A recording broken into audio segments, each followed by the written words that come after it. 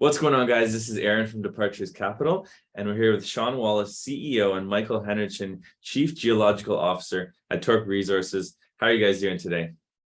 Doing great, thanks. Yeah, good. Yeah, I'm excited to have you both on talking about TORQ Resources. So the company is establishing itself as a leader in new copper and gold exploration with a portfolio of premium holdings in Chile. Can you tell us a bit more about the company? Sure. TORQ is a company that's been around for a while. We capitalized it back in about 2014, 15, mostly internally, after a success that our group had selling a company called TORQ Resources to Agnico Eagle. The good thing about that was it was sort of a win that came in the market for our shareholders and for ourselves at a time where things were relatively cheap. And nobody else was delivering those sort of returns. So it gave us the goodwill to capitalize the company and then take our time in putting composing this portfolio of projects in Chile. And, it required patience to do so. Chile is a difficult country to enter into, particularly if you're a junior mining company. We managed to partner with a fantastic team down there, and I'll let Mike expand on that a little bit in a bit. But I think, the way it came together was quite beautiful. It allowed us to come up with our three projects that we have right now, the Andrea Project, the Santa Cecilia Project, and the Margarita Project, which we are currently drilling. Yeah, it sounds like you guys are up to a lot right now. So why is the copper market so exciting right now, and why should investors pay attention to the region specifically? Well, I think the reason you'd pay attention to Chile specifically is because it's the greatest copper producing country in the world, frankly. And Chile and copper are essentially synonymous with one another. The importance of the metal for Chile is well established. But the importance for copper for the world is only starting to become understood. People are viewing it now as an energy source as opposed to a metal source. And I think, this is discussed widely. I'm hardly an expert in it, but certainly over my 30-year career, certainly seen some great mines being depleted to feed the desire for copper globally, and very few being found and put into production to replace it. So the obvious mathematical formula to that is you're consuming more than you're producing, you're going to have a shortage someday. And I think that's what we're staring down the barrel of right now as a global economy. Definitely, there's a lot of interest in copper right now, and it's an exciting time, especially for you guys. So can you tell us why Chile is an ideal location for gold and copper exploration? Mike, why don't you tell that one? Yeah, I mean, it all comes down to endowment. I mean, some of the biggest copper mines in the world are in Chile, and that's just a fact. And, having worked for a major in the past, I've always been attracted to going to Chile because of that. You can find a giant kind of factor to the country. Beyond that, I mean, it's a mining jurisdiction, straight up. Their entire economy is built around it. So there's a good legal framework. You can operate. The level of professionalism is as high in Chile as it is anywhere on the planet. And to my mind, it just sort of, when you get endowment, good regulatory framework, and, very good professionals, that's a recipe for success. Definitely. So, as we know, targeting copper is one thing. Team is also very important. So I understand TORQ has put together a very established technical team in Chile. Can you tell us a bit more about that? Yeah, certainly. The team's led by a guy by the name of Waldo Quadra. He'd been working with his group for, 20 years or something like this. And they've been part of some really major discoveries down in Chile. Like they found El Moro deposit, which is now jointly held by Teck and Newmont together. They've had a track record of success internally in terms of discovery in Chile. And I think one of the things that I quickly, upon meeting them, realized is, it's one thing to do something in the past, but that they had their eyes on the future. And they had this portfolio that in mind that we've assembled with them, that they've been looking at for 15 years. This just wasn't let's go get Margarita, let's go after Santa Cecilia on the fly. It was like, this was extremely well thought out, with decades and decades of experience in the country. These were their top picks. And, I think, the value of the portfolio, the proofs in the pudding. Our very first drill campaign at Margarita, all of a sudden we've got a brand new discovery out of nowhere. And I think that just speaks to the level of potential that we have in these projects. So, I would just say that, we're blessed to be working with these guys. They're professional through and through, from technical through permitting, through, the whole ESG factor that is so critical these days. We're just dealing with a completely professional group. Yeah, it's wonderful to have a team that knows the area. So, not only do you have an established team in Chile, but the company's leadership team is also filled with industry experts. So who are your key team members and what do they bring to the table? Well, corporately, you've got myself and Mike, both with, my 25 or 35 years experience collectively, individually. We've got a board of directors that we've been working with together for several years. People like Jeffrey Mason and Steve Cook. We have our Mike and I's partner, Ivan Bebek, who is also a founder of the company, who's part of it as a financier. We have, Carolina Vargas, we've got Libby Senez, we've got just a fantastic team up here who's done all this stuff before many times and successfully. And we've done it together. So that really helps us be efficient. There's no sort of wild cards in terms of how our processes work, and they're well tried and true. Much like the Chilean team, sort of, we're up here, we're a cohesive unit, they're a cohesive unit. We managed to join them quite nicely. And I think that's why things are working as efficiently as they are. Leadership is very, very important. So can you tell us more about the company's flagship Santa Cecilia project and why it's so exciting? Yeah, certainly. Upon seeing the portfolio for the first time, I'll never forget going to Santa Cecilia. I felt like I was working for Newmont again. I was just in the best place with the most endowment. I stood on top of the hill.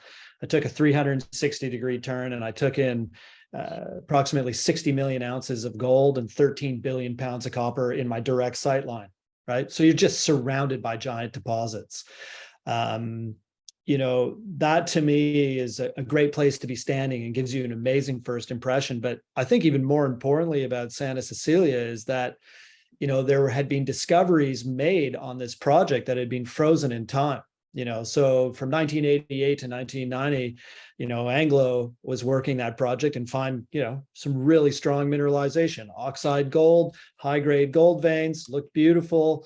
They walked away. Back in those days, gold price was way lower. It was much more remote back then. And then the owner, who's a very successful mining entrepreneur in Chile, had the wherewithal to just sit on it for 20 years. And then he decided, some new deposits had been found right next door to the project, Caspiche and Cerro Casale, which are now jointly held by Newmont and Barrick, to the tune of 50 million ounces of gold and 13 billion pounds of copper. He's like, well, if they've got these porphyry projects with that kind of endowment, maybe there's one here. So he drilled a couple of holes, and lo and behold, 925 meters of 0.45 copper equivalent right there. That's just the start. So here we were already on discoveries, never being followed up, with all the endowment around us. And it's just, as a geologist, after you've been doing this for long enough, that, that's the recipe for success at the end of the day. Exciting times ahead for you guys. TORQ Resources recently made a new discovery. We'll talk a little bit about that, your Margarita iron oxide copper gold project. Can you tell us a little bit more about this? Yep. No, it was our country entry. And, when I looked at it, it had a very simple exploration thesis. There was some copper oxide mineralization on the far margins of the property. It looked like it had all the hallmarks of an iron oxide copper gold project, but just very little work had ever been done. And the guys said, well, we believe there's going to be a sulfide source to all that copper oxide. And I thought to myself, that's totally reasonable. We let the team get to work. They did a beautiful job just doing the basics that need to be done in exploration. They proposed a drill program, looked really well thought out, and we said, yeah, let's do this. On the 13th hole, we drilled 90 meters of 0.94% copper and 0.84 grams per ton gold. Phenomenal result on a brand new discovery in an area that had never been drilled. And, to me, this is just the start of it. We see a really cohesive signature with that mineralization over at least a kilometer. And we've got the drills turning as of this weekend, following up on that kilometer, and our confidence is high. I mean, the mineralization is associated with magnetite, and there's a huge magnetic anomaly, as you would expect. And so we can just follow this, there's good geochemistry on surface. So for us, we're just excited to put this next 4,000 meters into the project. This will demonstrate scale. We'll get a better idea of the overall grade. If it continues to perform as that first hole did, this will be, exceptional, to say the least. I'm sure that's exciting times for you, and, excited to cover this as well. So the company also has a third property in Chile with unrecognized copper porphyry potential. Can you tell us more about that project and why it caught your attention? Yeah, it's called the Andrea Project. It's up in the El Indio belt, sort of sandwiched between Pascualama and El Indio, two of the great deposits, really in South America at the end of the day. And those are gold deposits. Those are epithermal deposits. And, what the guys had recognized is, hey, let's think outside of the box. There's probably a porphyry related to all this gold. And so, they had done some work. They'd seen porphyries sitting there on the ground. They were mineralized. We can walk up to them. The bulk of the prospective area is covered by landslides, which makes it a little bit tough. But there's windows through that landslide. And for sure, that is copper porphyry mineralization. There's a good geophysics survey over this thing, and we've done our targeting and we're ready to drill it at the right time. I am confident we're going to drill a new porphyry system. Grade's going to be the question, and that's the game we play. But certainly I think when a team with our caliber down there says time to think outside of the box, you follow those ideas, and that's how discoveries are made and belts get rejuvenated. TORQ has several exciting near-term catalysts coming down the pipeline. What should investors expect to see from the company in the coming months, or what should we be excited about? Yeah, well, importantly, we're drilling again at Margarita. So I think obviously that is the sort of nearest term, most exciting catalyst. Obviously what could come out of that drilling. So I think we should have results sometime in the early autumn, in September, if all things go according to schedule and assay labs turn around things in the times that we've grown accustomed to here, which is not quickly. But nevertheless, that's what it is. And so there'll be news coming out by then. We're currently working on our community agreements and our ESG efforts out of Santa Cecilia. There's going to be things to report from that. We have, and those are really positive catalysts. We're setting things up correctly there with the community so that, that we have not a 1-year agreement or 2-year agreement, but for a long-term agreement, one that will cover off our entire, what we believe will be the time we need to properly explore this. So that's an important step forward. I think, we'll continue to generate targeting ideas out of Santa Cecilia as well as part of our process of familiarizing ourselves with every sort of blade of grass and stone on the project, is what we do. And then Andrea, obviously, we've been moving that forward with some targeting as well. Obviously, we're not in a great capital market right now, as we're all experiencing. That's just what it is. I mean, that is what presents an opportunity for shareholders, in my opinion. But I can tell you that we have received, where we haven't received it necessarily from, say, a retail stock market, we certainly have received a lot of attention from major mining companies, because as we discussed earlier, these are the kind of projects that move the needle for them. This is what they need to refuel their tanks. These projects, they have to consume them, they have to buy us, permit them, build them. So it's a long lead time for them, and they need to do it with some haste. Again, speaking back to the demand for copper that I think most people agree is inevitable. Yeah, it's going to be an exciting time for the mining industry as a whole. I think there's going to be a lot of M&A and value creation. I know that prices right now, with the volatility in the markets, they are where they are, but still lots of opportunity, and you guys have an exciting year ahead. So last but not least, how can investors get in touch with you? Yeah, well, I think the best place is through our website, www.torqresources.com. All the phone numbers anyone would want are there. Our latest presentations will be there. Any sort of media that we do get posted there. So I think, like most companies who are on the ball, you have that stuff all up and fresh and current.